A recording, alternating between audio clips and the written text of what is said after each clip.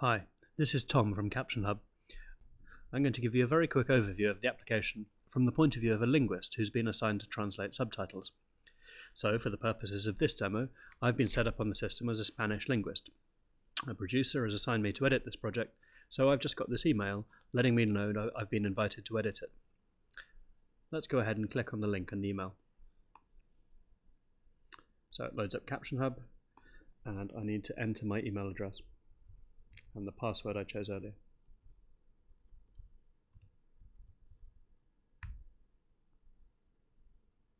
And here we go. This is what CaptionHub looks like.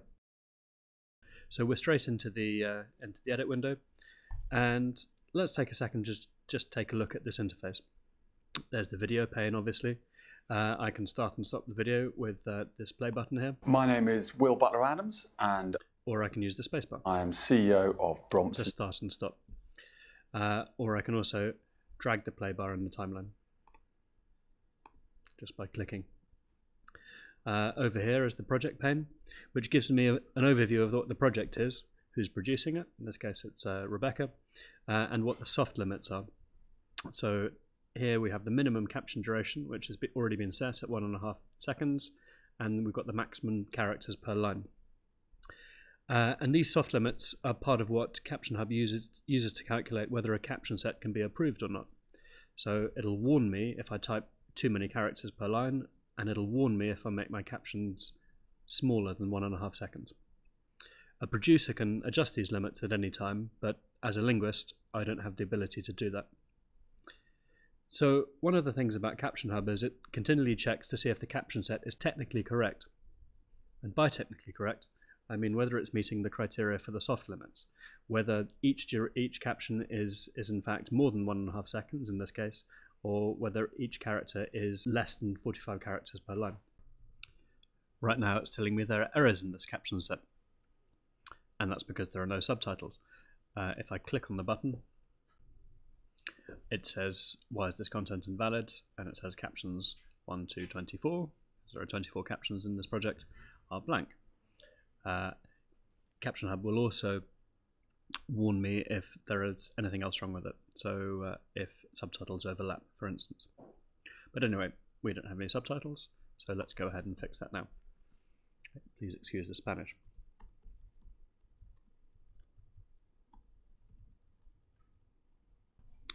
Okay, so I've finished my first caption. I'd like to move on to the next one. So all I do is I hit tab, and I'm straight away in the next one, and I can just carry on typing. Like so. It's important to note that there's no save button in CaptionHub. It's continually saving your work as you type. So if you quit out of your browser, or if you have a system crash, then your work will be right where you left it. Okay, so I've entered my subtitles, so let's go ahead and take a look at it. My name is Will Butler Adams, and I am CEO of Brompton Bicycle. We make a folding bike that makes living. And there you go. So you can see that as we're playing the video, the subtitles are superimposed on it at the right time and in the right place as well. So overall, it's looking pretty good. I'm pretty happy with it. But I'd like to adjust things to fit a little better. So let's take a closer look at CaptionHub's timeline. And so this is where we can navigate to any particular part of the video and where we can change the timings of the captions.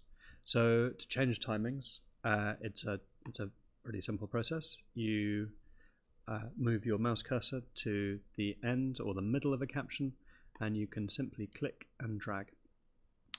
And you notice there that when I clicked and drag, the caption went red.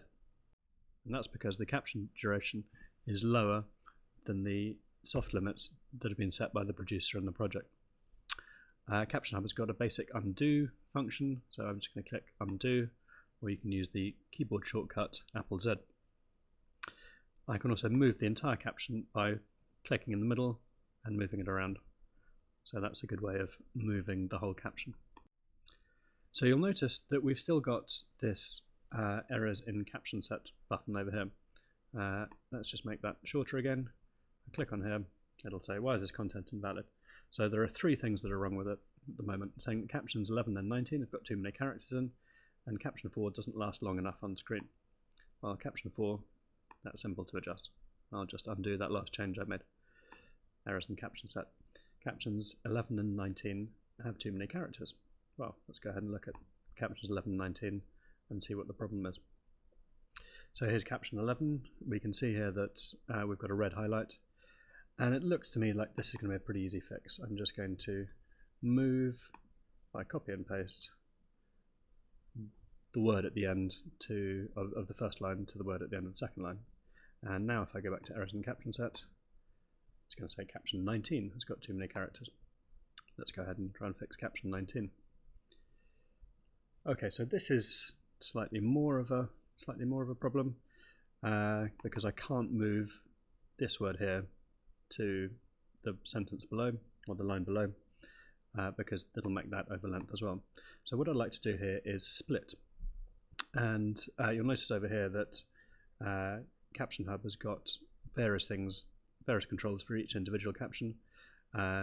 This one here with the plus sign is merge, this is split, and on the right you've got delete. So what I'd like to do is split it. So I'm going to split it at the cursor location.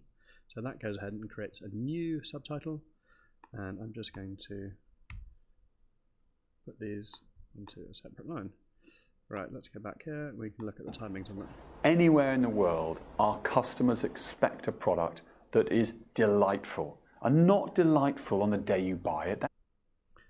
There we go, that's not bad. But what I'm going to do is I'm just going to change the timings a little bit. Let's try again. In the world, our customers expect a product. There we go. Okay, so that's pretty good. And you'll notice that when I made that change, the errors in caption set button changed to a green button, and now I can approve it. So I'm happy with my translations now and how they sit against the video, so I'm going to go ahead and click it. There we go. So up here it says caption set marked as approved, and what that did was it sent an email to the producer of the project, so in this case we know it's Rebecca, and that's let Rebecca know that I've approved those translations. And now you see that I can still review this video, but I can't make any more changes. And if I try and make some changes, it says here you can't alter this caption set right now. If I do spot something last minute and think, oh help, I've got to change it, then what I can do is I can simply contact the producer who will be able to unlock the caption set for me. And that's pretty much it for a general overview of CaptionHub. We hope you enjoy it, and happy subtitling.